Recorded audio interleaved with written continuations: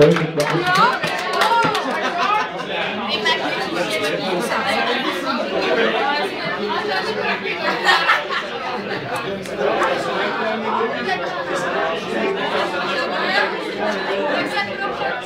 a pánové, abych vás teď uvedl do programu.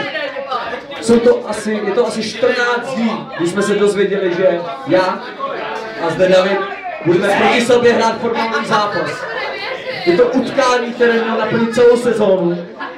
Proto se uskutečnila sázka. Zde David, jakožto hráč, brankář Milína, v tabulce na druhém místě se kasal, že Rosovice, které byly teprve na 8. místě, zválcuje a že kdybyste byli potichu, slyšeli byste, jak by se neplatil. Avšak ta situace se nestala. Dnes jsme oba dva týmy nastoupili na hřiště, padlo poslední přátelské podání ruky a zápas započal. Tribuny jásaly, kdykoliv se jeden z nás dostal k balónu. Avšak David se dostal k balónu během prvních 20 minut, když ho dvakrát byl ze sítě.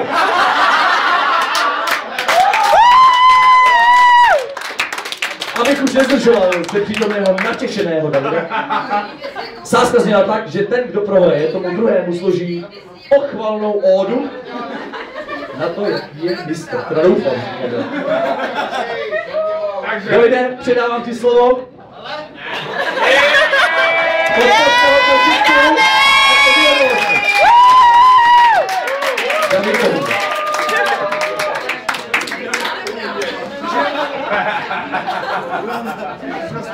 Sorry, chtěl bych.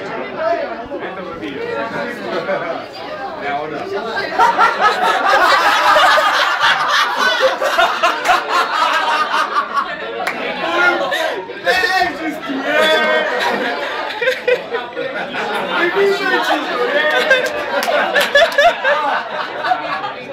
Akoráda!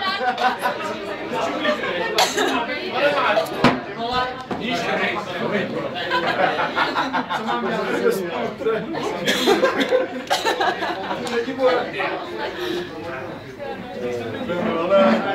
Jdem na předošky, to mám. Milan to sněh na dvakrát. A jsi do půlku. Já jsem to pravděl, nechtěl kam večer, tohle nebylo dva. No! Tady měl stát někdo úplně jiné. Nevím, co se stalo. Asi jste už dneska slyšeli, že jsem byl nakupovat, takže tady bych podtrhl, co se stalo. Je jich 6! Přepočítej se. Málo! Jo! Je jich 6 banánů.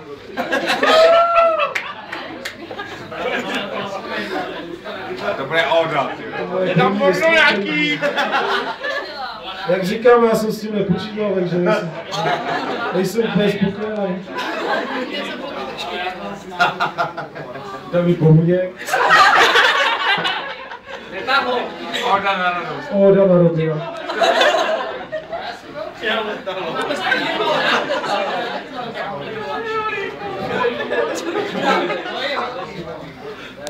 Svírá mě hrozný pocit, když zavřu oči.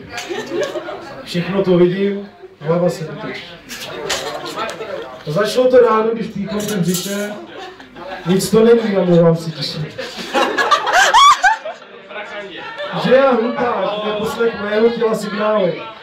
Teď abych se propadl, ale z kanály.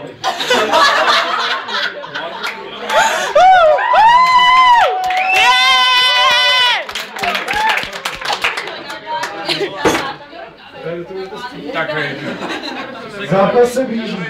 Napětí je ve vzduchu. Říkám si hraje. Vyhraje. Měl jsem snad mozkovou poruchu. Od začátku taháme za kratší konec. Jejich zálohu však zdobí velký borec.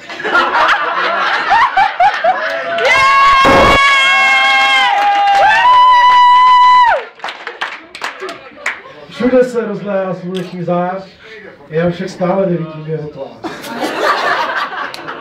Chvíli je tady a hned zase tam. Už vidím ty jeho rudé ruce. Ten frér má snad dvoje píce.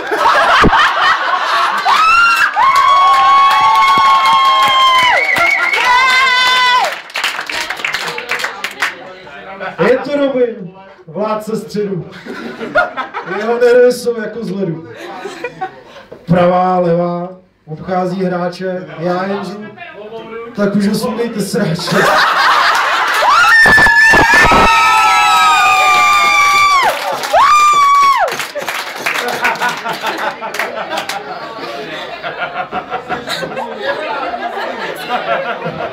Kde pak Robin? Tohodne kolem sebe vystavil zátaras. Na hřišti mu nikdo nesahal ani pod ocas.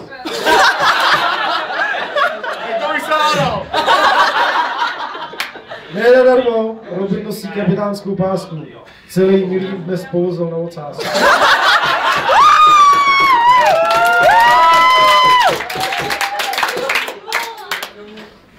To platí pro příště. Kdo by chtěl dělat ramena, neujde trestu Robina Štafena.